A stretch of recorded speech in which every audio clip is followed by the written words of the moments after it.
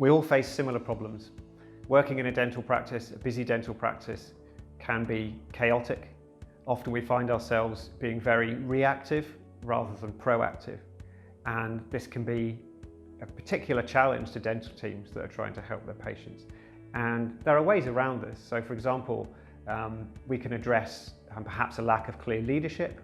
We can address the lack of clear systems to help guide teams and the lack of team cohesion. And once you have some of these basic elements in place, you can find that practices can go from being good to great or okay to better.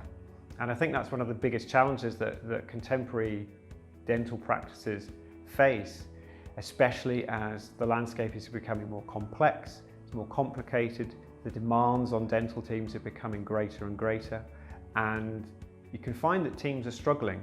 And Trevone was set up to address a gap, essentially, in providing a choice for training and educating dental practice managers, because the profession as such is not particularly well recognised, for example, in the same way that medical practice managers are recognised.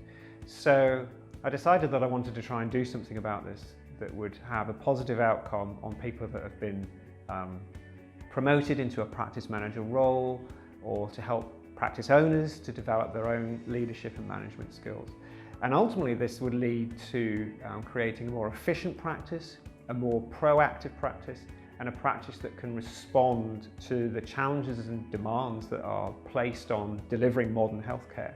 And this can then relieve teams of a lot of the day-to-day stresses, although they will never disappear. But it means that any challenges that teams face from the point of view of strategic policy, or changes in their team, or having to alter their work practices, these can be addressed more efficiently, and the team can get back to doing what they do well. So this creates an element of efficiency.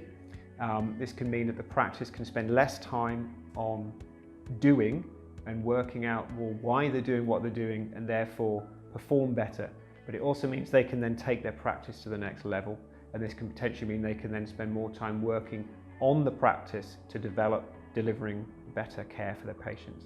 And ultimately this would mean that you would generate more patients because people have a more positive experience. So ultimately it will then end up growing the practice, potentially meaning that you deliver more treatments to more patients, and then everybody also has a better work-life balance, especially with practice owners. It can be very lonely, but if you share that responsibility with a well-developed team, with well-developed systems, it means that everybody has a better work-life balance, team morale is improved, so everybody ultimately benefits simply from having more of an understanding about why a practice is more chaotic and how you can take practical steps to address all these things.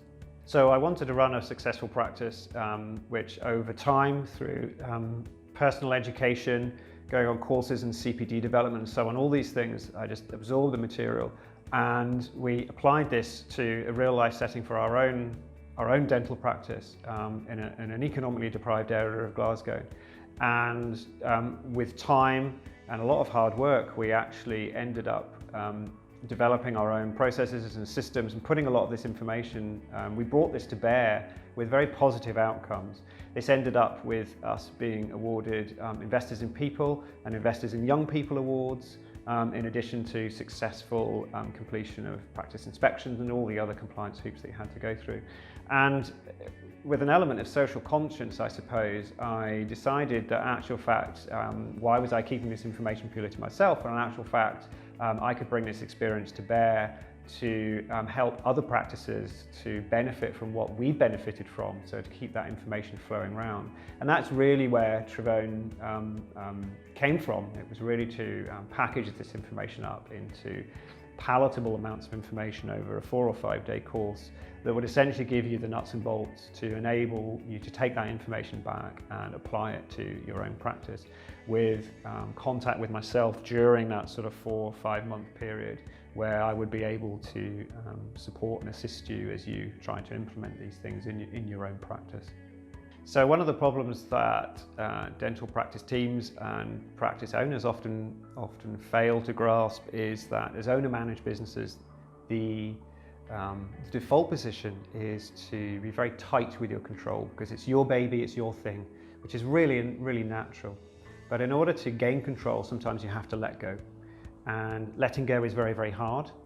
But sometimes you have to let go to gain control, and control comes through then engineering in processes and systems to run the practice, to recruit staff, to train staff, to operate your LDUs, to run your surgeries and create your ordering, to market your practice and to have control of your finances. And all these things take time to set up, but once you go through that relaxation phase, you'll find that the control will come back, and through control you'll end up having a more resilient practice, you'll end up having a team that's got better morale, and ultimately everybody will have a better work-life balance. And this means that you will be able to take time off knowing that your team is running the practice the way it would run when you're there. It means that the team can take time off and have proper rest and breaks, and it means that overall everything runs that much more efficiently. Now, it's not to pretend that problems don't happen, they will. They happen to all businesses, especially in dental practices. But ultimately it means that you have an efficient practice that can run well when people are not there, and that everybody comes to work, enjoys what they do, and everybody benefits from this much better work-life balance.